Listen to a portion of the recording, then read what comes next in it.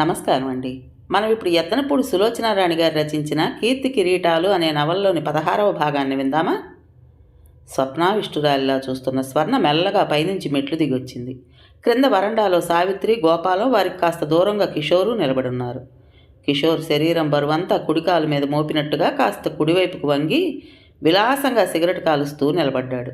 అతను ధరించిన బట్టలు అత్యంత ఆకర్షణీయంగా అతనికి ఒక విలువను ప్రసాదిస్తూ ఒక అపురూపమైన వ్యక్తిగా చూపెడుతున్నాయి. స్వర్ణ మెట్లకున్న చెక్కగోడ మీద చెయ్యానించి ఒక్కొక్క మెట్టే దాని నాణ్యతని పరీక్ష చేస్తున్నంత నిదానంగా దిగొచ్చింది. స్వర్ణను చూడగానే సావిత్రి ఆతృతగా దగ్గరకు వచ్చింది. చేయి పట్టుకుని ఎంతో సంతోషంగా చూస్తూ, స్వర్ణ, నువ్వు ఇలా మళ్ళీ మామూలుగా నడవగలగటం చూస్తుంటే చాలా ఆనందంగా ఉంది సుమా. అన్నగారు ఎక్కడా? ఆయనకి నా చర్మం ఒలిచిచ్చినా రుణం తీరదనుకో అంది. బాగున్నావా స్వర్ణ? గోపాలం పలకరించాడు. బాగున్నాను గోపాలం. కిషోర్ స్వర్ణ వైపే చూస్తున్నాడు. స్వర్ణ కూడా అతని వైపే చూస్తోంది.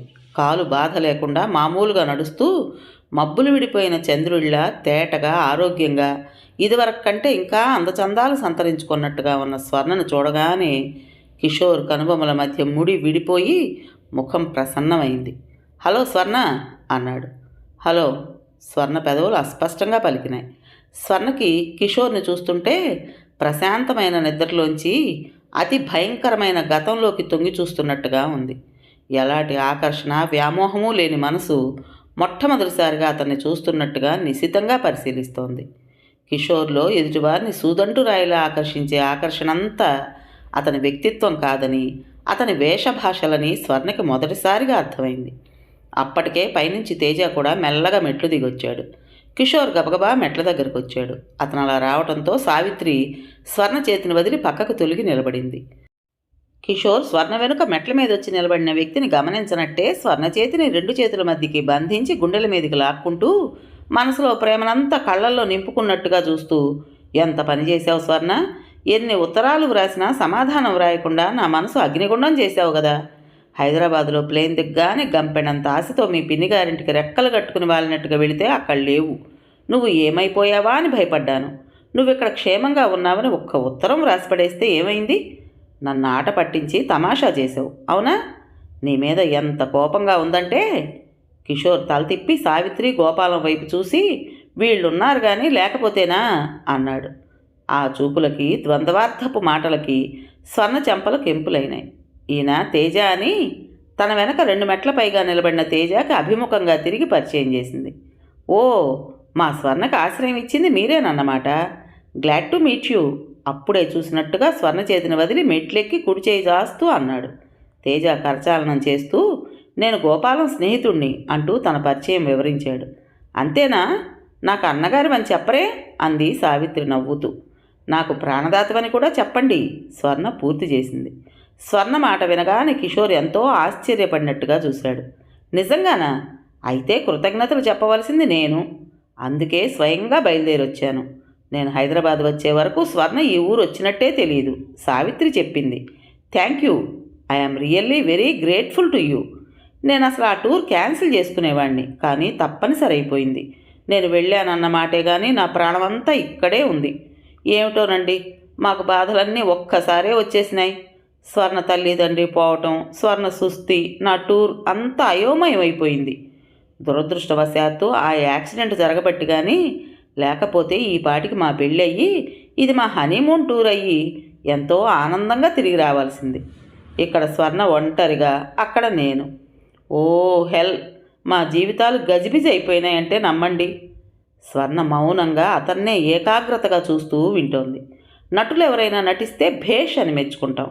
నిజ జీవితంలో దగ్గర మనుషులు నటిస్తే వాళ్ళు చేసేది ఒకటి, చెప్పేది ఒకటి అయితే ఆ నటన చూసి అసహ్యించుకుంటాం.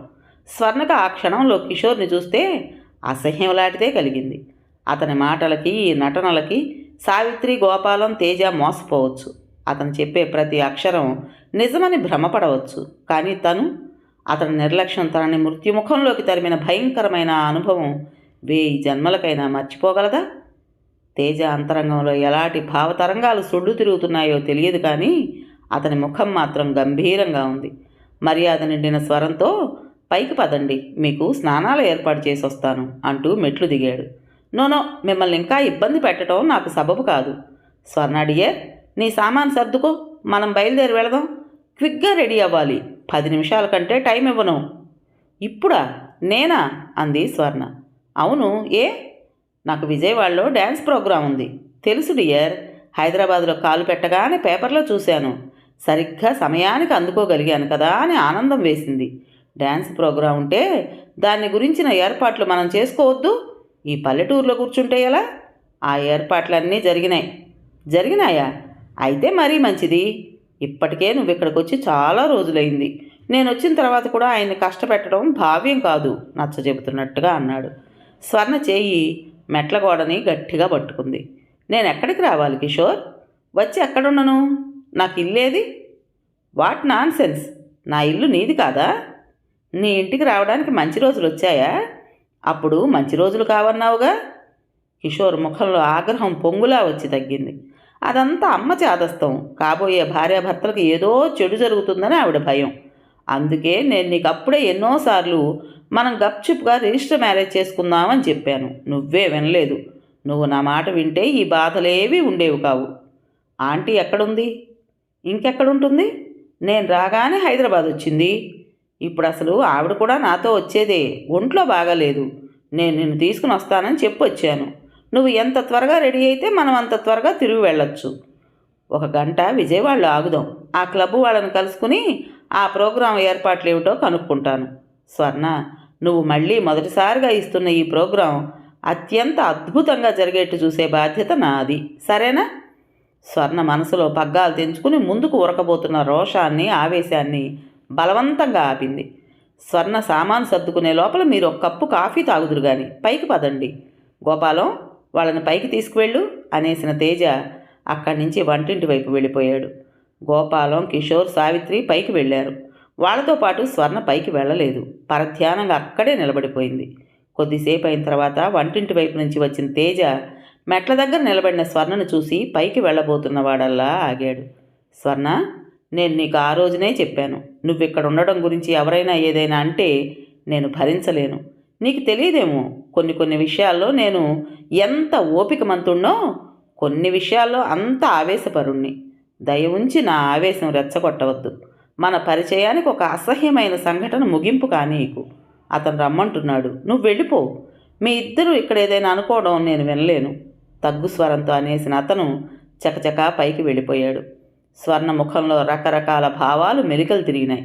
ఆ క్షణంలో తన జీవితానికి పరీక్షా సమయం వచ్చినట్లుగా అనిపించింది. ఈ సమస్య తనది. మంచో చెడో తన తెలివితేటలు, తన అనుభవంతోనే ఇది పరిష్కరించుకోవాలి. స్వర్ణ దృఢ నిశ్చయానికి వచ్చిన దానిలా వచ్చినంత మెల్లగా పైకి మళ్ళీ వెళ్ళింది. పైన కాఫీలు తాగిన తర్వాత సావిత్రి, గోపాలం ఎక్కువసేపు ఏం కూర్చోలేదు. రత్తమ్మ ఎక్కడా? ఒకసారి పలకరించి వస్తాను అంటూ సావిత్రి. డ్రైవర్ కాఫీ తాగాడో లేదో కనుక్కుంటాను అంటూ గోపాలం. పద, మీ ఫారిన్ విశేషాలు చెబుతూ గాని అంటూ తేజ. ఒకరు వెంట ఒకరు ముగ్గురు క్రిందికి వెళ్ళిపోయారు. కిషోర్ సిగరెట్ వెలిగించాడు. స్వర్ణ పైట కొంగంచు మెలిదిప్పుతూ ధైర్యం తెచ్చుకోవడానికి, తన మనసులో ఉన్న మాట తడబాటు లేకుండా స్పష్టంగా అతనికి తెలియజేయడానికి సంసిద్ధురాలవుతోంది. కిషోర్ స్వర్ణని క్రీగంట చూశాడు. ఆ ముఖంలో అస్పష్టంగా కనిపిస్తున్న అసంతృప్తి కూడా గమనించాడు.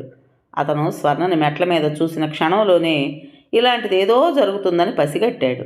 తనను చూడగానే స్వర్ణ కళ్ళు ఆనందాతిశయంతో మెరవనప్పుడే అతనికి అనుమానం కలిగింది. కానీ అదేమీ పైకి ప్రదర్శించలేదు. ఇది పరాయి ఇల్లు. ఈ తేజ రాజ్యలక్ష్మి కొడుకు అని కూడా అతనికి తెలుసు. స్వర్ణ ఇక్కడికి రాకుండా ఇంకెక్కడికి వెళ్ళినా అతని ప్రాణం హాయిగా ఉండేది. ఇందిరమ్మ గారు ఏ విషయంలో తనని హెచ్చరించిందో అది జరగనే జరిగింది. కానీ ఒక్కటే తేడా, అది రాజ్యలక్ష్మి ప్లాన్ కాకుండా విధి జరిపిన విచిత్రంగా జరిగింది. లేకపోతే ఎక్కడ స్వర్ణ, ఎక్కడ గోపాలం స్నేహితుడు తేజ? రాజ్యలక్ష్మి స్వర్ణకి ఈ తేజ విషయం చెప్పకుండా తను జాగ్రత్త పడినా ఆ శ్రమంతా ఈ సావిత్రి మూలంగా సర్వనాశనమైంది. హైదరాబాద్ రాగానే స్వర్ణ పినతల్లి ఇంట్లో కాకుండా గోపాలం స్నేహితుడి ఇంట్లో ఉందని, ఆ స్నేహితుడు ఎవరో కాదని, రాజ్యలక్ష్మి మొదటి కొడుకేనని తెలుసుకున్న క్షణం నుంచి కిషోర్కి గంగవెర్రులు ఎత్తినట్టుంది.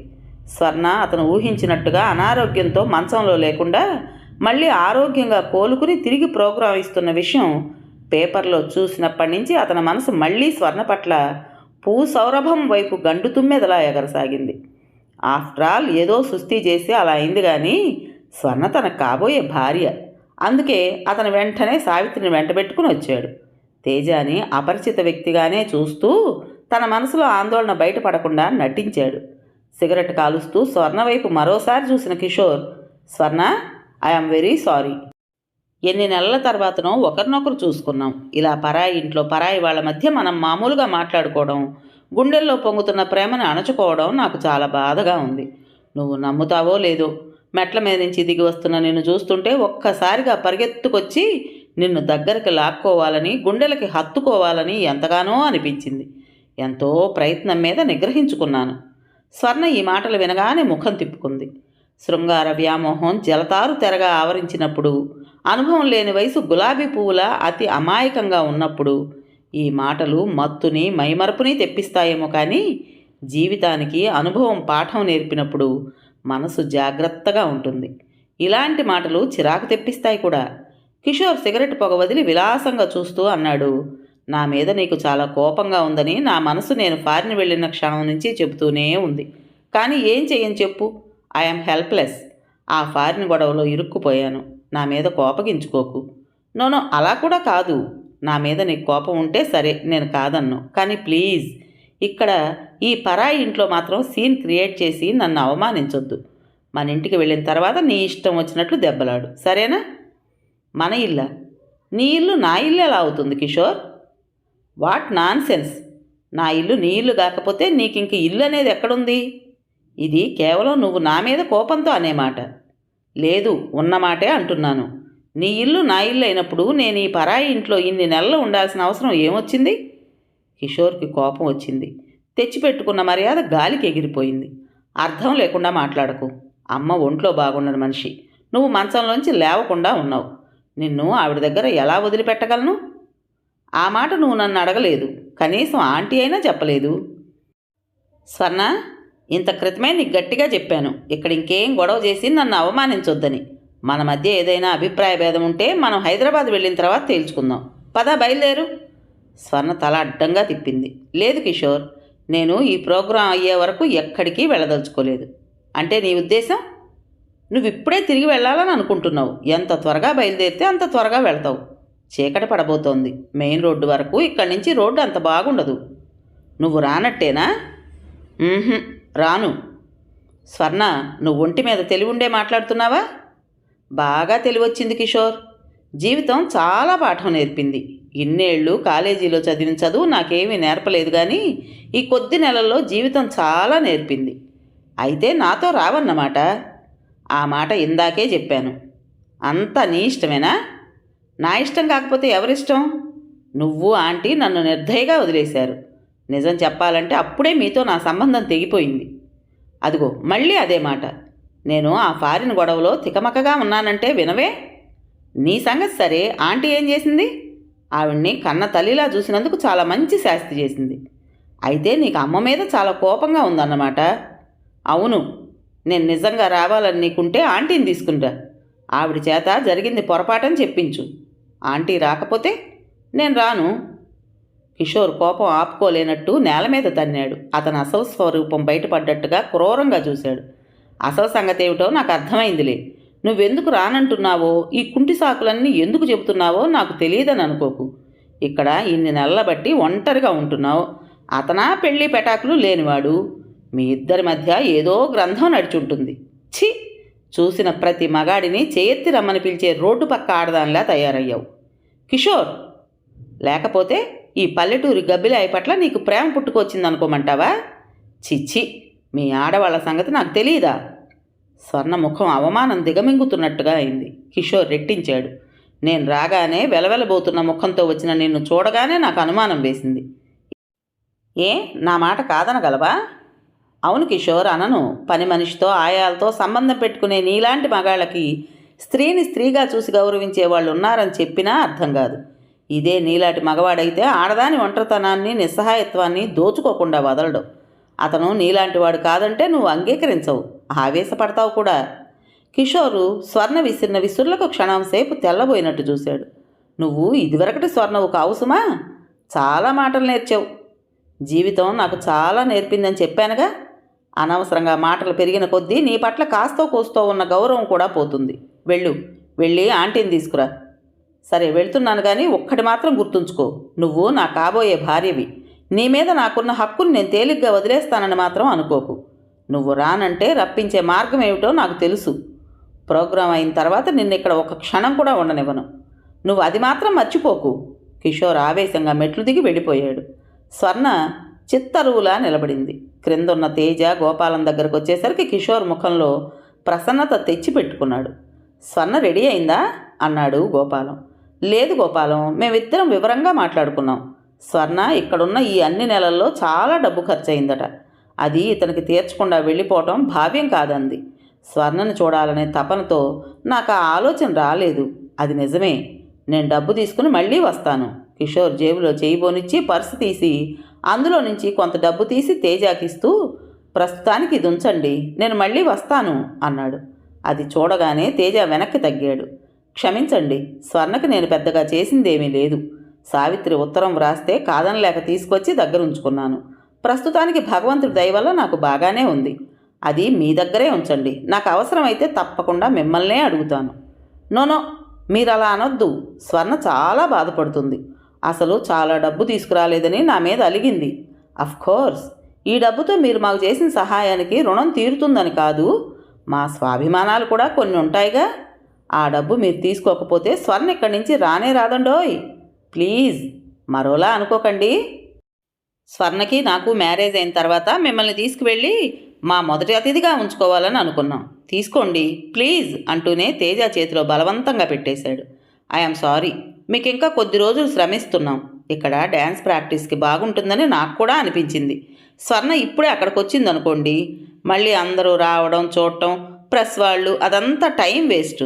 నేను ప్రోగ్రాం నాటికి మళ్ళీ వస్తాను. ఓకే పదగోపాలం, సావిత్రిని ఎక్కడే ఉండని, హెల్ప్గా ఉంటుంది. మళ్ళీ మనం వస్తాంగా అంటూ వెళ్ళి కారులో కూర్చున్నాడు. అప్పటికే అక్కడికి వచ్చిన సావిత్రి ఈ మాట వినగానే సంతోషపడింది. గోపాలం కూడా కారులో వెళ్ళి కూర్చున్న తర్వాత కారు వెళ్ళిపోయింది. అన్నగారు, ఆ ఊళ్ళన్నీ తిరగటం, ఆ హడావిడి, ఆ ఉరుకులు పరుగుల తర్వాత ఇక్కడికి రావడం చాలా హాయిగా ఉందండి. స్వర్ణ ఎక్కడా? నేను ఇప్పుడే స్నానం చేసి వస్తానని చెప్పండి అంటూ మళ్ళీ వంటింటి వైపు వెళ్ళిపోయింది. క్రింద కారు వెళ్ళిపోయిన శబ్దం వినిపించింది.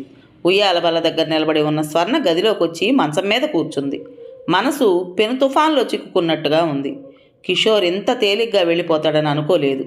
ఇద్దరి మధ్య యుద్ధం ప్రారంభమైంది. దీని పర్యవసానం ఏమిటో అనే బెంగ, భయం కలగసాగాయి. ఆంటీని తీసుకొస్తాడా? తీసుకురాని, ఈ బాధలన్నీ తీరిపోతాయి. కానీ స్వర్ణకు నమ్మకం లేదు. తన గొయ్యి తనే తవ్వుకునే అమాయకుడు కాదతను. పర్యవసానం ఏదైనా తను తీసుకున్న ఈ నిర్ణయం సరైందే అనిపిస్తోంది. ఉన్నట్టుండి గదిలో లైటు వెలిగింది. చీకట్లో కూర్చున్న స్వర్ణ ఉలికిపాటుగా తలెత్తింది. ఎదురుగా తేజ నిలబడున్నాడు. అతని చేతిలో డబ్బుంది. అతని ముఖంలో అంత కోపం స్వర్ణ ఇదివరకు ఎన్నడూ చూడలేదు. తేజ చేతిలో డబ్బు స్వర్ణ మీద గిరాటు కొట్టాడు.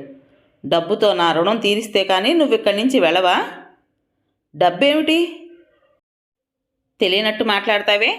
కిషోర్ డబ్బు తెచ్చి నా రుణం తీరిస్తే కానీ ఇక్కడి నుంచి రానన్నావుట కదా. నేను ఎప్పుడైనా అడిగానా? లేక నీకు ఖర్చు పెట్టడం వల్ల తీర్చలేని అప్పులై చచ్చిపోతున్నానా? ఆవేశపడకండి. కిషోర్ చాలా అబద్ధాలాడుతున్నాడు, అందులో ఇదొకటి.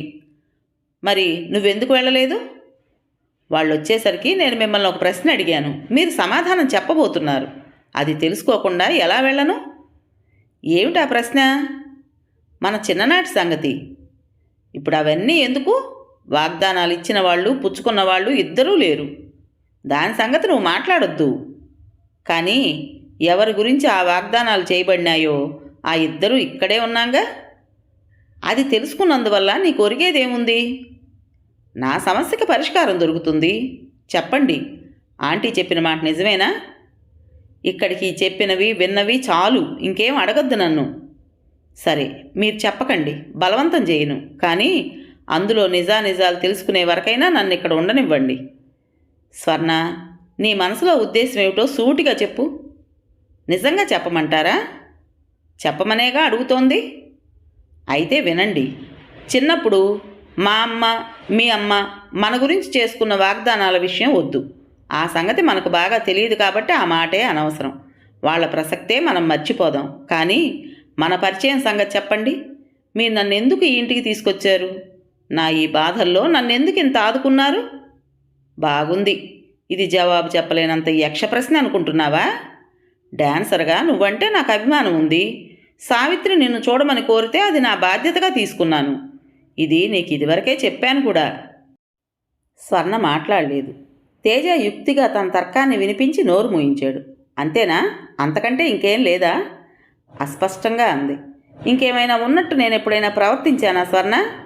ఈ ముసుగులో గుద్దులాటంటే నాకు అసహ్యం. మనసులో ఉన్నమాట సూటిగా చెప్పుకోవడం చాలా మంచిది. నీ మీద నేనెప్పుడూ ఆశలు పెంచుకోలేదు. నువ్వెప్పటికైనా వెళ్ళిపోతావని నాకు తెలుసు. పెళ్లి పట్ల నీకు ఎలాంటి ఊహలున్నాయో నాకు తెలియదు, కానీ నా విషయం చెప్తున్నాను విను. నేను అసలు పెళ్లి చేసుకోకూడదనే అనుకున్నాను. కానీ మొన్న తాతయ్య దగ్గర నుంచి ఉత్తరం వచ్చింది. అది నన్ను కదిలించింది. పెళ్ళి వ్యక్తిగతమే కాదు, వంశం కోసం కూడా.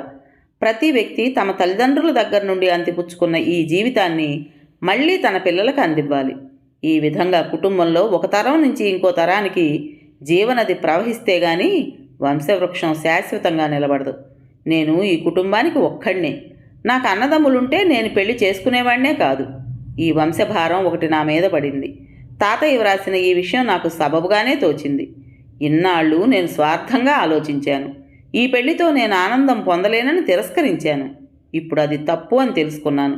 పెళ్లి పట్ల నా ఇష్టాలేవీ లేవు. నేను చేసుకోబోయే పిల్ల అత్తయ్యకు నచ్చితే చాలు. ఆవిడ ఎన్నిక చేసిన పిల్లనే చేసుకుంటాను. నిన్న ఇదే విషయం అత్తయ్యకు వ్రాశాను. అత్తయ్య చాలా రోజుల నుంచి నన్ను వేధిస్తోంది. రాజమండ్రిలో తల్లి తండ్రి లేని పిల్లెవరో ఉందిట. మేనమామ దగ్గర ఉంటోందిట. వాళ్లతో మాట్లాడి వీలైనంత త్వరలో లగ్నం పెట్టించి ఉత్తరం వ్రాయమని వ్రాశాను. స్వర్ణ, మనిద్దరం ఇలా ఒకటిగా ఉన్నా నేనెప్పుడూ జాగ్రత్తగానే ఉన్నాను. ఎందుకో తెలుసా? నువ్వెప్పటికైనా వెళ్ళిపోతావు. మనిద్దరి జీవితాలు కలవు. అవి ఉత్తర దక్షిణ ధ్రువాలని నాకు బాగా తెలుసు. నువ్వు అడిగిన దానికి ఇదే నా సమాధానం. తేజ ఇక తర్కం భరించలేనట్లుగా అక్కడి నుంచి వెళ్ళిపోయాడు. అతను ఆ గదిలో నుంచి గబగబా యువతలకొచ్చి వరండా దాటి వెళ్ళబోతుంటే అక్కడున్న ఉయ్యాల బల్ల అంచుకు అలంకారప్రాయంగా ఉన్న హంస రెక్కకి లాల్చీ కొన చిక్కుబడిపోయింది. తేజ అది చెరగకుండా మెల్లిగా విడిపిస్తున్నాడు. గదిలో నుంచి స్వర్ణ ఏడుస్తున్న ధ్వని వినిపిస్తోంది. అతను అలాగే నిలబడిపోయాడు. లాల్చీ అంచును విడదీయటానికి ప్రయత్నిస్తున్న పాదాలని మెట్ల వైపు తిప్పాడు. మెట్లు దిగొస్తుంటే అతనికి లోపల అనిపించింది, నేను కాస్త మనసుకి నిగ్రహం తెచ్చుకుంటే మా ఇద్దరి జీవితాలు శాశ్వతంగా సుఖంగా ఉంటాయి. ఇక్కడి నుంచి వెళ్ళిపోయి కిషోర్ని చేసుకుంటే స్వర్ణ కొన్నాళ్ళకి మెల్లగా తనే మర్చిపోతుంది. ఆ రాత్రి తేజ పడుకోబోతుండగా రత్తమ్మ ఒక కవర్ తెచ్చిచ్చింది. తేజ దాన్ని తీసి చూశాడు. లోపల ఒక కాగితం ఉంది. దానిమీద స్వర్ణ దస్తూరి గజిబిజిగా ఉంది. క్షమించండి, మిమ్మల్ని నేను ఇక బాధ పెట్టను. డ్యాన్స్ ప్రోగ్రాం అయిపోగానే ఇక్కడి నుంచి వెళ్ళిపోతాను. స్వర్ణ. తేజ ఆ వాక్యాలు 1కి 10 సార్లు చదివాడు. అందులో ప్రతి అక్షరం వెనుక ఎంత గాయపడిన మనసు, స్వాభిమానం ఉన్నాయో అతనికి సుస్పష్టంగా అర్థమవుతూనే ఉంది. అతను మంచం మీద విశ్రాంతిగా పడుకోలేకపోయాడు. లేచి స్వర్ణ దగ్గరకు వెళ్ళడానికి సిద్ధమయ్యాడు. మళ్ళీ అంతలోనే విరమించుకుని వెనక్కి వెళ్ళి మంచం మీద పడుకున్నాడు. స్వర్ణ అలంకరణ ముగిసింది. నుదుటి మీద మాటిమాటికి చిరు చెమటలు అలుముకుంటున్నాయి. జేబు రుమాలు తీసి అంటనట్లు పైపైన అద్దుకుంటోంది. గోపాలం, కిషోర్ హడావిడిగా గ్రీన్ రూమ్లోకి బయటికి పదే తిరుగుతున్నారు. స్వర్ణ, తేజ, సావిత్రులతో కలిసి బెజవాడొచ్చేసరికి అప్పటికే అక్కడున్న కిషోర్ ఎంతో ఆప్యాయంగా ఎదురొచ్చి పెద్ద పూలదండ స్వర్ణ మెళ్ళలో వేసి wish you best of luck అంటూ అభినందనలు తెలిపాడు. గోపాలాన్ని, కిషోర్ని తేజ క్లబ్ సెక్రటరీకి పరిచయం చేస్తుంటే తను కల్పించుకుని స్వర్ణకి తను కాబోయే భర్తగా చెప్పుకున్నాడు. ప్రదర్శకుల్ని తన మాటల చాతుర్యంతో క్షణంలో ఆకర్షించుకున్నాడు. 10 నిమిషాలు గడిచేసరికి వారు తేజ విషయం మర్చిపోయినట్టుగా అతన్నే అన్నింటికీ సలహాలు అడగసాగారు. స్వర్ణ నిలువుటద్దంలో ఒకసారి తన అలంకరణని పరీక్షించుకుంది. నైట్ హాల్ అంతా జనంతో నిండి కిటకిటలాడుతున్నట్లుగా సందడి వినిపిస్తోంది. స్వర్ణ మనసంతా ఎలాగో ఉంది. సావిత్రి, మీ అన్నగారు ఎక్కడా అని అడిగింది. బయట నిలబడి ఉన్నాడు, పిలవనా? పిలువు. సావిత్రి వెళ్ళి తేజాన్ని తీసుకొచ్చింది. ఏమిటి పిలిచావు అన్నాడు అతను. స్వర్ణ క్షణంసేపు అతని ముఖంలోకి చూసింది. ఎంతో మామూలుగా ఉన్నాడు అతను. ఈ ప్రోగ్రాం, ఈ సందడి అతని మనసుకు పట్టనట్టుగా, తొందరపాటుగా లేదు. సావిత్రి, కొంచెం మంచినీళ్ళు కావాలి అంది స్వర్ణ. సావిత్రి అక్కడి నుంచి వెళ్ళింది. గ్రీన్ రూమ్లో ఇంకెవ్వరూ లేరు. స్వర్ణ ఒక అడుగు ముందుకు వేసి అతనికి అభిముఖంగా నిలబడింది. నా ఈ నగలన్నీ మీ దగ్గర ఉన్నాయన్న సంగతే నాకు తెలియదు. ఇంత క్రితం గోపాలం తెచ్చిస్తే తెల్లబోయాను. ఒక్కనాడు కూడా మీరు నాకు ఈ సంగతి ఎందుకు చెప్పలేదు? ఇందులో చెప్పాల్సినంత ప్రత్యేకత నాకేం కనిపించలేదు. ఆ రోజు నీ అవసరానికి గోపాలం ఇవి అమ్ముతున్నప్పుడు నేను అక్కడే ఉన్నాను. చాలా ఖరీదైనవి, చౌకలో అమ్ముడవుతున్నాయి. దగ్గర డబ్బున్న ఎవరైనా నేను చేసిన పనే చేస్తారేమో. ఇవి మీకు తిరిగి ఇవ్వాలంటే ఇవ్వవద్దనే చెబుతున్నాను. అవి మళ్ళీ నీకు ఇలా ఉపయోగపడతాయని నేను కలలో కూడా అనుకోలేదు. ఈ శుభ సమయంలో అవి నీకు నా బహుమతిగా స్వీకరించు. స్వర్ణ తల తిప్పుకుంది. చప్పున పక్కకి తిరిగి అక్కడ డ్రెస్సింగ్ టేబుల్ మీద పెట్టి ఉన్న గజ్జెల్ని చేతిలోకి తీసుకుంది. ప్రతిసారి అమ్మ వీటిని నా కాళ్ళకి ముడివేసేది. ఈరోజు అమ్మ లేదు, మీకు అభ్యంతరం లేకపోతే అని పట్టుకున్న చేయి ముందుకు చాచింది. అతను మౌనంగా వాటిని తీసుకున్నాడు. స్వర్ణ అక్కడున్న డ్రెస్సింగ్ స్టూల్ మీద పాదం ఆనించింది. అతను ఆ గజ్జెలని పారాణి అలంకరణతో ఉన్న స్వర్ణ పాదానికి ముడివేశాడు. అతను రెండో పాదానికి ముడివేస్తుండగా అతని క్రాఫ్ మీద టప్ టప్ అని పడిన చప్పుడైంది. చటుక్కున తలెత్తి చూసేసరికి స్వర్ణ కళ్ళ వెంబడి నుండి నీళ్లు బొటబటా కారుతున్నాయి. స్వర్ణ స్వర్ణ చప్పున జేబు రుమాలతో కన్నీళ్లు అద్దుకుంది. క్షమించండి, ఈరోజు నా మనసు అదుపులో లేకుండా ఉంది. నేను మళ్ళీ ఇలా కాలికి గజ్జె కట్టడం అనేది ఈ జీవితంలో వస్తుందనుకోలేదు. నేను అసలు ఈ ప్రోగ్రాం సరిగ్గా ఇస్తానా లేక మధ్యలో స్పృహ తప్పిపోతానా అనిపిస్తోంది. అతను వింటున్నాడు. ఈ ప్రోగ్రాం అయిపోగానే నేను వెళ్ళిపోతానని మీకు మాటిచ్చాను. మనం ఇక కలుసుకోమేమో. మీకు నా కృతజ్ఞతలు ఎలా తెలియజెప్పాలో తెలియడం లేదు. ఇప్పుడు ఆ మాటలన్నీ ఎందుకు? నువ్వు నీ డ్యాన్స్ మీద మనసు లగ్నం చేసుకో. నువ్వు డ్యాన్సర్గా ఇదివరకు కంటే ఇంకా పేరు ప్రతిష్టలు తెచ్చుకోవాలి. దానికి ఇది నాంది వచనం అవుతుందని అవ్వాలని ఆశ. స్వర్ణ చటుక్కున అతని పాదాల వైపు వంగింది. స్వర్ణ, ఏమిటిది? అతను అప్రయత్నంగా భుజాలు పట్టి లేవదీశాడు. ఆ లేవటంతో స్వర్ణ అతన్ని హత్తుకుపోయింది. స్వర్ణ ఆ పిలుపుకి తలెత్తి చూసింది. మరుక్షణంలో స్వర్ణ పెదవులు తేజ పెదవుల మీద గాఢంగా ఒత్తినాయి. అతను క్షణంసేపు నిశ్చేష్టుడైనాడు. అతని చేతులు స్వర్ణ భుజాలను గుచ్చి పట్టుకున్నాయి. అతను స్వర్ణని దగ్గరకు లాక్కుని మరింత ప్రోత్సహించలేదు, దూరంగా తోసేసి తిరస్కరించనూ లేదు. నిమిత్తమాత్రుడిగా నిలబడిపోయాడు. స్వర్ణ అతన్ని వదిలేసి దూరంగా జరిగింది. స్వర్ణ కళ్ళల్లోకి నక్షత్రాల మెరుపులొచ్చినాయి. ఈ పని వల్ల నేను ఎవరికైనా అన్యాయం చేశానా? నవ్వు తెచ్చిపెట్టుకుంటూ అంది. అది నీకే తెలియాలి. స్వర్ణ పెదవులకున్న ఎర్రటి రంగంతా తేజ పెదవుల మీద వంకర టింకరగా అంటింది. దాన్ని చూసి పక్కున నవ్విన స్వర్ణ జేబురుమాల అతనికిస్తూ, ఒక్కసారి అద్దంలో చూసుకోండి అంది. తేజ అద్దం వైపు తిరిగాడు. వెంటనే జేబురుమాలతో గట్టిగా పెదవుల మీద తుడిచేసుకున్నాడు. ఇంతలో సావిత్రి గ్లాస్తో నీళ్లు పట్టుకుని అక్కడికి వచ్చింది. సావిత్రిని చూడగానే తేజ కుడి చేతి మునివేళ్లతో క్రాఫ్ సవరించుకుని ఎడమ చేతిలో ఉన్న జేబురుమాల్ని లాల్చీ జేబులో తోసేసుకున్నాడు. సావిత్రి, స్వర్ణ, ఆలస్యం అయిపోతుంది, ప్రేక్షకులు గోల మొదలు పెడుతున్నారు, త్వరగారా అంటూ వెళ్ళిపోయింది. స్వర్ణ చిన్న అద్దం తీసుకుని చెదిరిపోయిన మేకప్ని సరిచేసుకుంది. తర్వాత దోసిళ్ళెండా పూలు పట్టుకుని కాలిగజ్జెలు గల్లు గల్లుమని మోగుతుండగా, పూల జడ వయ్యారంగా వెనక కదులుతుండగా నవమోహిన్లా స్టేజీ వైపు నడిచింది. సావిత్రి ప్రార్థనా గీతం పాడటం మొదలైంది. తెర తీశారు. వయ్యారంగా అజంతా శిల్పంలా నిలబడి ఉన్న స్వర్ణ దోసిల్లో పట్టుకున్న పూలు తాండవ శివుని బొమ్మ ముందు జలజలా రాలినాయి. ప్రేక్షకుల కరతాళ ధ్వనులు మిన్నుముట్టినాయి. స్వర్ణ లయబద్ధంగా అడుగులు వేస్తూ ప్రేక్షకుల వైపు తిరిగింది. ఎదుటంతా జనసముద్రంలా ఉంది. ఎదురుగా మొదటి వరుసలో మధ్య సీట్లలో తేజ, కిషోర్ కూర్చునున్నారు. కిషోర్ స్వర్ణని చూడగానే చూపుడు వేలు పెదవులకు ఆనించుకుని గాలిలో ముద్దు సంకేతం విసిరాడు. కానీ స్వర్ణ అది గమనించలేదు. స్వర్ణ చూపులు తేజ మీద నిలిచినాయి. స్వర్ణ చేతులు తామరతూళ్లులా పైకి లేచినాయి. గోరింటాకు రంగు దిద్దిన సుందరమైన ఆ చేతివేళ్ల కదలిక తాళానికి అనుగుణంగా ప్రారంభమైంది. నాట్యం చేస్తున్న స్వర్ణ కళ్ళ ముందు వందలు వేలుగా ఎన్నో తేజాలు కనిపిస్తున్నారు. ఆ బింబాలు పెదవుల మీద అంటిన రంగుని తుడుచుకుంటున్నాయి. మగసిరి నిండిన ఆ కళ్ళల్లో పగ్గాలు వేసి వెనక్కి లాగుతున్న అనురాగం, ఆత్మీయత నిండుగా కనిపిస్తున్నాయి. అంతలోనే అన్ని బింబాలు ఒక్క తేజగా మారుతూ మళ్ళీ ఒక్క తేజ 100 తేజాలుగా విడిపోతూ అతను తన చుట్టూ తిరుగుతున్నాడో లేక తనే అతని చుట్టూ నాట్యం చేస్తుందో తెలియనట్టుగా భిన్నత్వంలో ఏకత్వం, ఏకత్వంలో భిన్నత్వం కనిపిస్తున్నట్టుగా ప్రకృతి, పురుషుడు పరస్పరం ఆకర్షితులై ఈ సృష్టిలో ఉన్న లయకి బద్ధులై నాట్యం చేస్తున్నట్టుగా ఉంది. స్వర్ణ అక్కడ కూర్చుని ఉన్న వందల మంది ప్రేక్షకుల మనసుల్ని రంజింపజేస్తూ నాట్యమయూరి బిరుదు సార్థకం చేస్తున్నట్లుగా నర్తిస్తోంది. నాట్యం ముగిసింది. ప్రేక్షకులకి అభివాద భంగిమలో నిలబడిన స్వర్ణ తేజ కూర్చున్న వైపు చూసింది. అతను అక్కడ లేడు. ఎప్పుడు వెళ్ళిపోయాడో స్వర్ణకు ఆ ఖాళీ కుర్చీ తేజ తన జీవితంలోంచి వెళ్ళిపోయిన సంకేతం తెలుపుతున్నట్టుగా ఉంది. నాట్యం పూర్తవగానే ప్రేక్షకుల నుండి కరతాళధ్వనుల వర్షం ప్రారంభమైంది. స్వర్ణ వాళ్లకు నమస్కరించింది. తెర మూసుకుంది. 10 నిమిషాల తర్వాత తెర తీశారు. స్టేజీ మీద వేసి ఉన్న కుర్చీలలో అధ్యక్షుని పక్కన టై ముడి వేళ్లతో సరిచేసుకుంటూ కిషోర్ కూర్చునున్నాడు. సెక్రటరీ మైక్లో ఇప్పుడు కుమారి స్వర్ణలతకి సన్మానం అని చెప్పాడు. అందరూ కుతూహలంగా లేచి చూస్తున్నారు. స్వర్ణగారు, స్టేజి మీదకి త్వరగా రావాలి, సెక్రటరీ పక్కకి చూస్తూ పిలిచాడు. ఎవరో స్వర్ణ కోసం పరిగెత్తారు. 5 నిమిషాలు గడిచాయి. 10 నిమిషాలైంది. స్వర్ణ రాలేదు. కూర్చున్న ప్రేక్షకుల్లో ఓపిక నశించి ఈలలు మొదలుపెట్టారు. స్వర్ణగారు కనిపించడం లేదు, గోపాలం ఆదుర్దాగా వచ్చి చెప్పాడు. What nonsense! కిషోర్ చిరాగ్గా స్టేజీ మీద నుంచి లేచి వచ్చాడు. గ్రీన్ రూమ్లో కానీ ఆ చుట్టుపక్కల ఎక్కడా కానీ ఎవ్వరికీ స్వర్ణ కనిపించలేదు. ఏమై ఉంటుంది అన్నాడు కిషోర్. అదే తెలియడం లేదు అంది సావిత్రి. కిషోర్ గారు, స్వర్ణ ఎక్కడండి, త్వరగా పిలవండి. సెక్రటరీ ఆదుర్దాగా వచ్చాడు. ఆమె కనిపించడం లేదు వివర్ణమైన ముఖంతో అన్నాడు కిషోర్.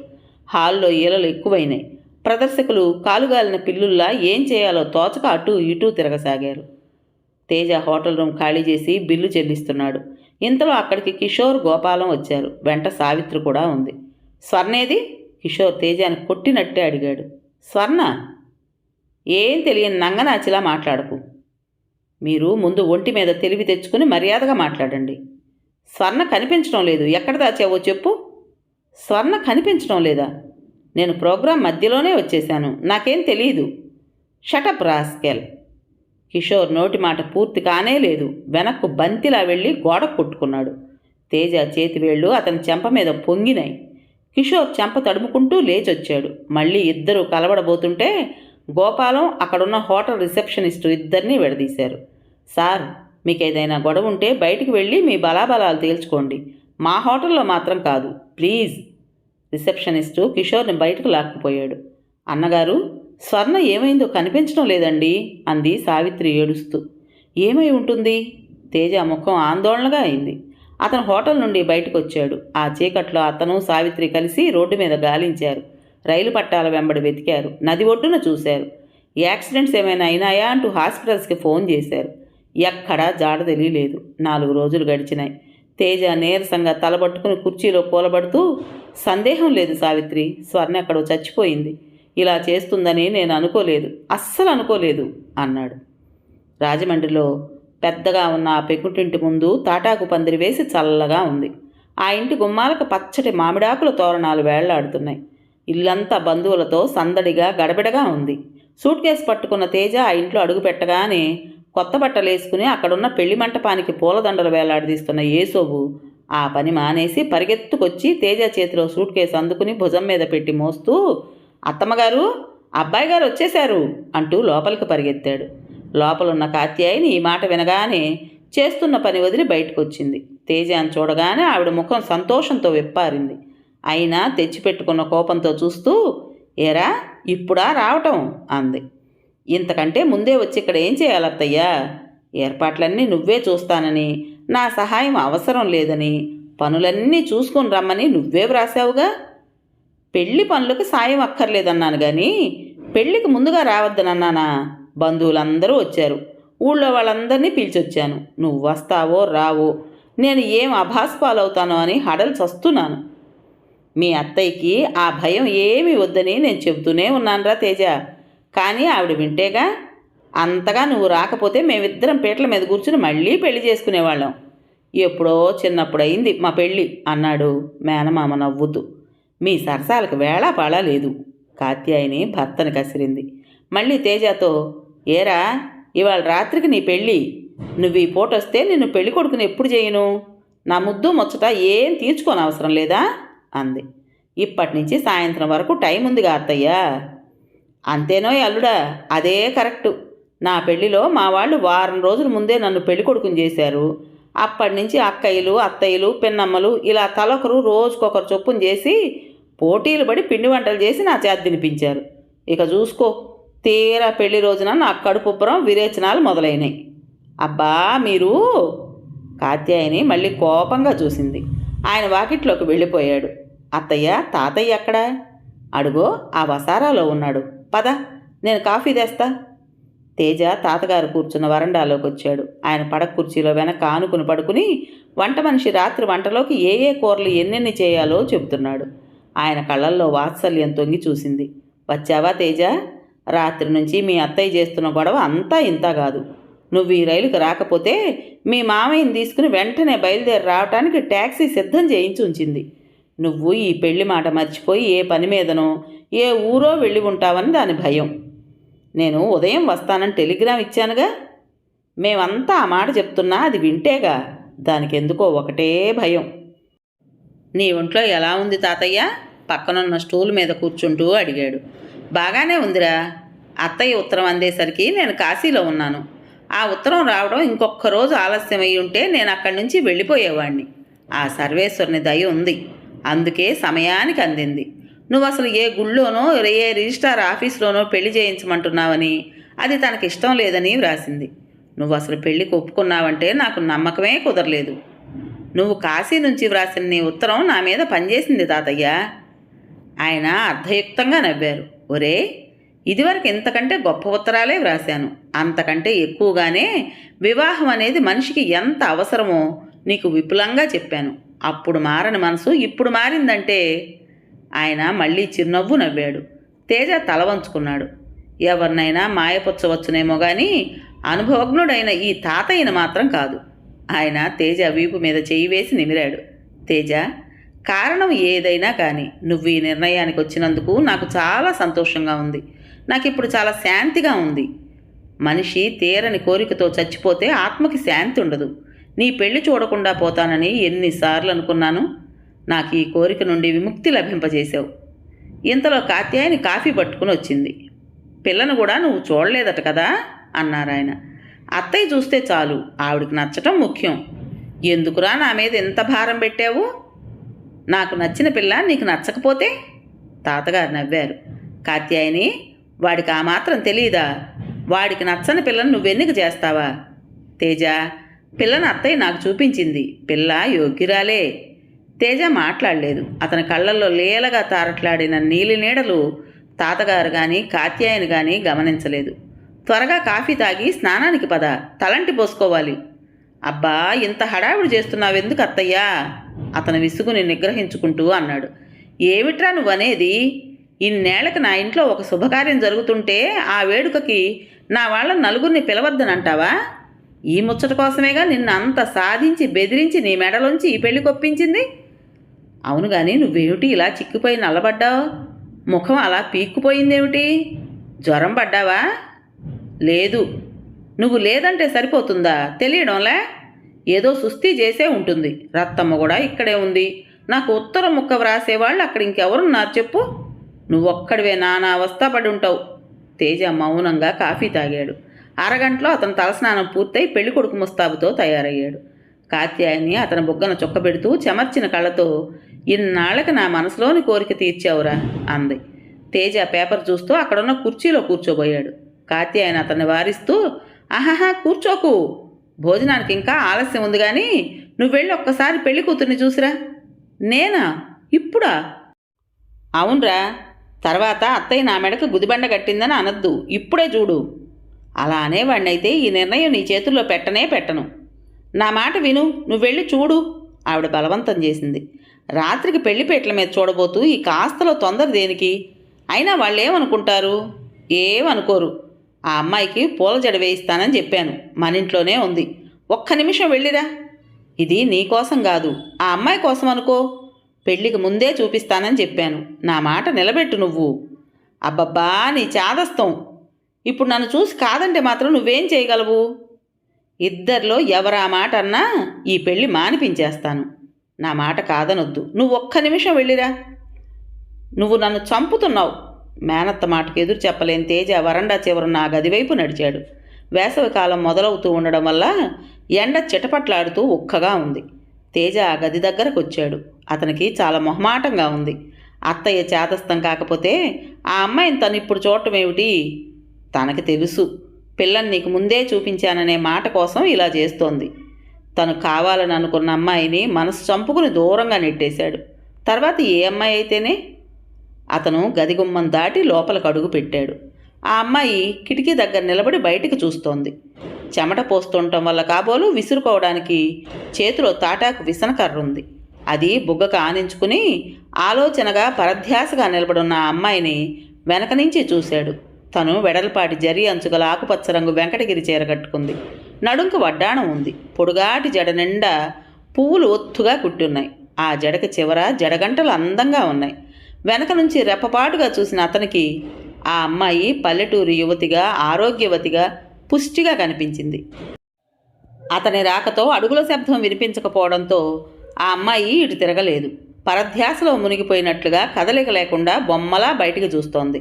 అతను తన రాకను తెలియజేస్తున్నట్టుగా గొంతు సవరించుకున్నాడు. ఆ అమ్మాయి ఉలికిపాటుగా చివ్వున ఇటు తిరిగింది. అతను దిగ్భ్రాంతి చెందాడు. ఆ క్షణంలో ఆ అమ్మాయిని చూస్తుంటే అతనికి 1000 మెరుపు తాకిళ్ళు తిన్నట్టయింది. నువ్వా? ఒక్క అంగలో వచ్చినట్టుగా దగ్గరకు వచ్చాడు తేజ. అతని చెయ్యి ఆ అమ్మాయి భుజాలు నొప్పి పుట్టేంత గట్టిగా పట్టుకున్నాయి. స్వర్ణ, నువ్వా? నమ్మలేనట్టుగా అడిగాడు. స్వర్ణ నవ్వబోయింది కానీ నవ్వు రాలేదు. అతని ఆవేశం చూడగానే కాటుక దిద్దిన ఆ కళ్ళు భయంతో రెపరెపలాడాయి. అతను ఇంకా అంటూనే ఉన్నాడు. నువ్వేమైపోయావోనని నీకోసం ఎంత దిగులు పడ్డానో తెలుసా? ఆ రోజు ప్రోగ్రాం అయిపోగానే ఎలా మాయమైనావు?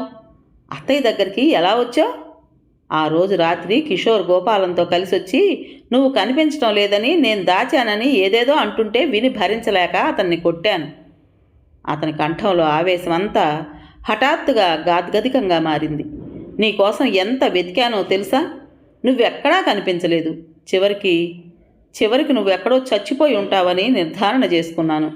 నేను నిన్ను బలవంతంగా చంపివేసినట్టుగా బాధతో కృంగిపోయాను.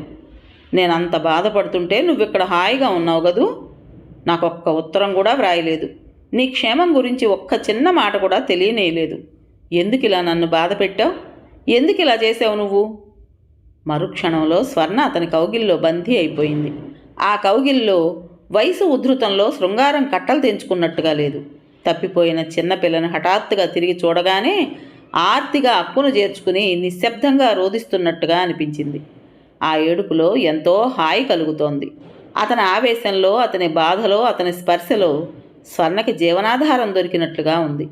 ఆమె పెదవి విప్పి అడగలేని ప్రశ్నలకు అతను పెదవి విప్పకుండా చెప్పిన సమాధానాలు ఎన్నో దొరికినాయి. అతను సుడిగాలిలో వచ్చిన ఆవేశాన్ని అతి ప్రయత్నం మీద నిగ్రహించుకుంటూ స్వర్ణని మెల్లిగా వదులుతూ అడిగాడు. చెప్పు, అత్తయ్య దగ్గరికి ఎలా వచ్చావు? ప్రోగ్రాం అయిన రాత్రి వచ్చేశాను. ఆ రాత్రేనా? అవును. డ్యాన్స్ ప్రోగ్రాం అయిపోగానే వెళ్ళిపోతానని మీకు మాటిచ్చాను. కానీ ఎక్కడికి వెళ్ళను? నాకు ఇల్లు అనేదేది, నా అనేవాళ్ళేరి. నువ్వు కిషోర్ దగ్గరికి వెళ్తావని అనుకున్నాను స్వర్ణ. నా మనసు మీరు అర్థం చేసుకోలేదు. కిషోర్ దగ్గరకు వెళ్ళదలుచుకుంటే మీతో ఈ ఘర్షణ ఎందుకు? ప్రోగ్రాం 2 రోజులు ఉందనగా డ్రాయర్ సొరుగు ఎందుకో సర్దుతుంటే అందులో నేను పిన్ని వాళ్ళ ఇంట్లో అనారోగ్యంతో ఉన్నప్పుడు నన్ను అనాథాశ్రమంలో చేర్చుకోమని వ్రాసిన ఉత్తరం కనిపించింది. ఆ రోజులు, ఆ బాధలు మళ్ళీ కళ్ళ ముందు కదిలాయి. ఏ పరిస్థితుల్లో నన్ను కిషోర్ వదిలేశాడో ఆ ఉత్తరం మరింత బాగా గుర్తుకు తెచ్చింది. ఏ స్థితిలో నేను మీ దగ్గరకు వచ్చానో అది కూడా గుర్తుకొచ్చింది. ఇప్పటి నా ఆరోగ్యం, నా ఈ జీవితం అంతా మీరేనని అనిపించింది. కానీ మీ మనసు ఒక అగ్నిగుండం. చిన్నప్పుడు తల్లి చేత వంచింపబడిన మీకు ఈ ఆడవాళ్ల ఆపేక్షల మీద నమ్మకం లేదని తెలుసుకున్నాను. స్వర్ణ, ఈ పాషాణాన్ని కరిగించగల శక్తి ఒకే ఒకరికుందని అనుకున్నాను. అందుకే సరాసరి ఆ వ్యక్తి దగ్గరకే వచ్చేశాను. అర్ధరాత్రి వేళ వానలో ఒంటరిగా వచ్చి నన్ను చూసి ఆవిడ తెల్లబోయింది. నేను అప్పటికే ఈ ఘర్షణతో మానసికంగా చాలా అలసిపోయి ఉన్నాను. దాపరికం లేకుండా అంతా ఆవిడికి చెప్పేశాను. మీకు నా మీద ఇష్టం ఉండి కూడా నన్ను తిరస్కరిస్తున్నారని చెప్పాను. ఆ సంగతి నీకెలా తెలుసు? మొదట చాలా రోజులు తెలియలేదు. ఆ రోజు అర్ధరాత్రి నేను ఆత్మహత్య చేసుకోవటానికి వాగువైపు పరిగెత్తుతుంటే మీరు నన్ను ఆపి అన్న మాటలు నా కళ్ళు తెరిపించినాయి. తర్వాత ఆంటీ చెప్పిన విషయాలు టేపులో విన్న తర్వాత మీ మీద నాకు అధికారం ఉందని అనిపించింది. మీరు పైకి ఒప్పుకోకపోయినా మీ మనసులో కూడా ఈ అధికారం ఉండబట్టే నన్ను మీ ఇంటికి తీసుకొచ్చారనే అనుకున్నాను. నా కాలు నయం కాకుండా నేను అస్వస్థతగా ఉన్నన్ని రోజులు నా పట్ల ఎంతో ఆత్మీయంగా ఉన్నారు. నా కాలు నయం అవటంతో నా మామూలు జీవితానికి అడ్డు రాకూడదని, నన్ను ఆ పల్లెటూరులో బంధించకూడదని దూరంగా తొలగిపోయారు. స్వర్ణ, నువ్వు చాలా తెలివిగలదానివి. మీరేమైనా అనుకోండి, భగవంతుడు నాకు ప్రసాదించిన ఈ అమూల్యమైన సంపదని జార విడుచుకోకూడదు అనుకున్నాను. ఆఖరికి ఒక్కటే మార్గం దోచింది. మీ అత్తయ్య దగ్గరికి వెళ్ళి ఆవిడనే పరిష్కారం చూపెట్టమని అడగాలనుకున్నాను. నేను ఇక్కడికి వచ్చే ముందే ఆవిడ ఎలా చెబితే అలా చేయడానికి నిశ్చయించుకున్నాను. తేజ మాట్లాడలేనట్టుగా స్వర్ణ వైపే చూస్తున్నాడు. నేను ఇక్కడికి వచ్చేసరికి మీ పెళ్లి గౌరీదేవి అనే అమ్మాయితో నిశ్చయమైనట్టుగా శుభలేఖలు ప్రింట్ అయి వచ్చినాయి. కానీ మీ అత్తయ్య ఎవరికీ అన్యాయం చేయని వ్యక్తి. ఆ నమ్మకంతోనే ఈ సమస్య పరిష్కారం ఆవిడ చేతుల్లో పెట్టి నేను నిశ్చింతగా ఉండిపోయాను. తేజ ఇంకా అలాగే స్వర్ణని మొట్టమొదటిసారి చూస్తున్నట్టుగా చూస్తున్నాడు. అతని కళ్ళల్లో విభ్రాంతి, సంతోషం, ఆగ్రహం అన్నీ కనిపిస్తున్నాయి. స్వర్ణ చూపులు నేల మీదకి వాలాయి. ఇప్పటికైనా మీకేదైనా అభ్యంతరం ఉంటే మీరు మీ అత్తయ్యతో చెప్పవచ్చు. పెళ్లి కూతురు మారిన విషయం ఇంకా చాలామందికి తెలియదు. నేను వద్దంటే నువ్వేం చేస్తావు? స్వర్ణ చురుగ్గా కళ్ళెత్తి చూసింది. ఆ కళ్ళల్లో రోషం పదునుగా ఉంది. నేను అవసరం లేనప్పుడు నేనేం చేస్తే మాత్రం మీకెందుకు? రోషంగా, చురుగ్గా, తెలివిగా ఉన్న స్వర్ణ అతని కళ్ళకి ఇదివరకు ఎన్నడూ చూడనంత అందంగా కనిపించింది. ఇద్దరూ ఒకరి మనసులో భావం మరొకరు చదవడానికి ప్రయత్నిస్తున్నట్లుగా మౌనంగా ఉండిపోయారు. ఇంతలో కాత్యాయని అక్కడికి వచ్చింది. ఏరా తేజ, అమ్మాయిని చూసావా? అతను మునివేళ్లతో క్రాఫ్ సరి చేసుకున్నాడు. చూశానత్తయ్య, కానీ ఇంత తెలివిగల అమ్మాయితో నా పెళ్లి నిశ్చయం చేశావని నేను అనుకోలేదు. అతని మాటల్లో తడబాటు పెదవుల మీద చిరునవ్వుగా మారింది. ఆ నవ్వు చూసిన తర్వాత కాత్యాయనికి ఉత్సాహం వచ్చింది. అమ్మయ్య, నీతో ముందు చెప్పలేదని ఏం పేచీ పెడతావోనని దిగులు పడుతున్నాను. ఇప్పుడు ఆ భయమంతా పోయింది. స్వర్ణ ఇక్కడికి వచ్చిందని ఒక్క మాట నాకు ఉత్తరం రాయలేదేమత్తయ్యా? నిష్ఠూరంగా అన్నాడు అతను. నీకు ముందుగా చెబితే ఒప్పుకోవేమోనని నాకు భయం. ఆ రాత్రి స్వర్ణ వచ్చి జరిగిందంతా చెప్పింది. పైనుంచి ఈ సమస్య పరిష్కారం నా పైన పెట్టింది. నీ మనసు ఎక్కడుంది తెలిసిన నేను స్వర్ణని ఎలా తిరస్కరించను? స్వర్ణ ధైర్యం చేసేలా వచ్చి ఒక ఘోరమైన పొరపాటు నుంచి నన్ను రక్షించిందని అనుకున్నాను. కానీ నీ పెళ్ళి ఆ గౌరీదేవితో నిశ్చయమైంది. శుభలేఖలు కూడా అచ్చయినాయి. వాళ్ళకేం చెప్పటం? మీ మామయ్యని సలహా అడిగాను. దానికే ముందులే, నేను వెళ్ళి వాళ్ళతో మాట్లాడతాను అన్నారు. ఆయన వాళ్ళతో ఏం మాట్లాడొచ్చారో కానీ వాళ్ళు నన్ను పిలిచి ఏమీ అడగలేదు. అదే లగ్నానికి మేము వేరే సంబంధం కుదుర్చుకున్నామంటూ కబురు చేశారు. గుండెల మీద నుంచి కొండంత భారం దింపినట్టయింది. ఇంతలో నాన్న కూడా ఊరి నుంచి వచ్చారు. స్వర్ణను చూపించాను. జరిగిందంతా చెప్పాను. నువ్వు సరైన పనే చేశావు. చిన్నప్పటి నుంచి వాడు అడగకుండానే వాడి మనసు గ్రహించి అన్నీ సమకూర్చేదానివి. ఇప్పుడు కూడా అంతే అయింది అన్నారు. ఎవరెంత ధైర్యం చెప్పినా నిన్ను చూసే వరకు, నువ్వు ఊ అనే వరకు నాకు చెడ్డ ఆందోళనగానే ఉంది. అత్తయ్య, ఈ పెళ్ళి ఎలా జరుగుతుంది? స్వర్ణకి, కిషోర్కి పెళ్లి నిర్ణయం జరిగిన సంగతి దేశమంతా తెలుసు. అది చెల్లదని తిరస్కరించే ఆధారం నా ఒక్కదాని దగ్గరే ఉందిరా. ఆ కుటుంబంతో మన సంబంధ బాంధవ్యాలు తెగిపోయాయని నేను ఆ మాట చెప్పకుండా గుండెల్లో దాచుకున్నాను. కాత్యాయని వెళ్ళి అదే గదిలో ఉన్న పాతకాలం నాటి ఇనప్పెట్టి తెరిచి దాని అట్టడుగు సొరుగులో నుంచి దస్తావేజుల మధ్య దాచిన ఒక ఫోటో తెచ్చి చూపించింది. అది మాసి చిరగడానికి సిద్ధంగా ఉంది. తేజ మేనత్ ఇచ్చిన ఫోటో చూశాడు. అందులో తను, స్వర్ణ చిన్న వయసులో, ఇందిరమ్మ గారు, ఆమె భర్త, తన తల్లి, తండ్రి తరుణ వయసులో ఉన్నారు. స్వర్ణ మెడలో, తన మెడలో పూలదండలున్నాయి. ఇద్దరి చేతికి ఉన్న ఒకే రంగు ఉంగరాలు కనిపించే విధంగా చేతులు కట్టుకుని నిలబడున్నారు. తేజ దాని వైపు చూస్తున్నాడు. అన్నయ్య ఫోటో తెచ్చిచ్చాడు. నేనెప్పుడూ నాన్నకు కూడా ఈ మాట చెప్పలేదు. తర్వాత అన్నయ్య సంసారం శాపగ్రస్తం అయినట్టుగా అయిపోయింది. తేజ నా దగ్గరకు వచ్చేశాడు. నేను ఆ విషయమే మర్చిపోయాను. మొన్న నేను ఊరి నుంచి వచ్చిన తర్వాత ఈ ఫోటో మళ్ళీ తీసి చూశాను. నీకు ఉత్తరం వ్రాయాలని అనిపించింది. ఇంతలో నీ దగ్గర నుంచి పెళ్ళి ఆ గౌరీదేవితో సెటిల్ చేయమని జాబ్ వచ్చింది. నువ్వు స్వర్ణని భార్యగా చేసుకోవడానికి ఇష్టపడటం లేదేమోనని ఊరుకున్నాను. మొన్న స్వర్ణ అంతా చెప్పడంతో నా మనస్సులో సంకోచాలన్నీ మాయమైనాయి. ఆ ఫోటో నా దగ్గర లేకపోతే నేను ఇంత త్వరపడి ధైర్యంగా నిర్ణయం తీసుకోలేకపోయేదాన్ని. ఏమిటో ఇక్కడ కూర్చున్నావు, భోజనాలు ఏర్పాట్లేదా ఈరోజు అంటూ మేనమామ వచ్చాడు. అక్కడ నిలబడి ఉన్న ఆ ముగ్గురిని చూస్తూ ఏమిటోయ్, ఏమంటున్నాడు నీ మేనల్లుడు అన్నాడు. మీరే అడగండి. ఏరా తేజ? మావయ్య. తేజ ఆయన కాళ్ళకు నమస్కరించాడు. ఆయన అతన్ని లేవదీస్తూ, ఆలస్యమైన బంగారం లాంటి భార్య దొరికింది నీకు. ఈ విషయం నాకు కూడా తెలియదు తేజ, లేకపోతే ఎప్పుడో ఈ అమ్మాయిని మన ఇంటికి లాక్కొచ్చేవాణ్ణి అన్నాడు. తేజతో పాటు స్వర్ణ కూడా ఆ ఇద్దరికీ నమస్కరించింది. కాత్యాయన ఆత్మీయంగా స్వర్ణని లేవదీసి అక్కును చేర్చుకుంది. ఆలస్యమైన భగవంతుడి దయవల్ల అంతా బాగానే జరిగింది అంది కాత్యాయని. పద పద, అవతల అందరూ ఆకలితో నకనకలాడుతున్నారు అంటూ దారితీశాడు కాత్యాయన భర్త. నవల పేరు కీర్తి కిరీటాలు. రచించిన వారు యద్దనపూడి సులోచనారాణి గారు. ఇంతటితో ఈ నవలలోని 16వ భాగం పూర్తయింది. విన్నారు కదండి. మరి ఈ కథ మీకు నచ్చిందా? నచ్చినట్లయితే లైక్ చేసి మరో నలుగురికి షేర్ చేయండి. అలాగే కొత్త వాళ్ళు కనుక మన ఛానల్ని చూస్తున్నట్లయితే తప్పకుండా సబ్స్క్రైబ్ చేసుకోండి. ఉంటానండి.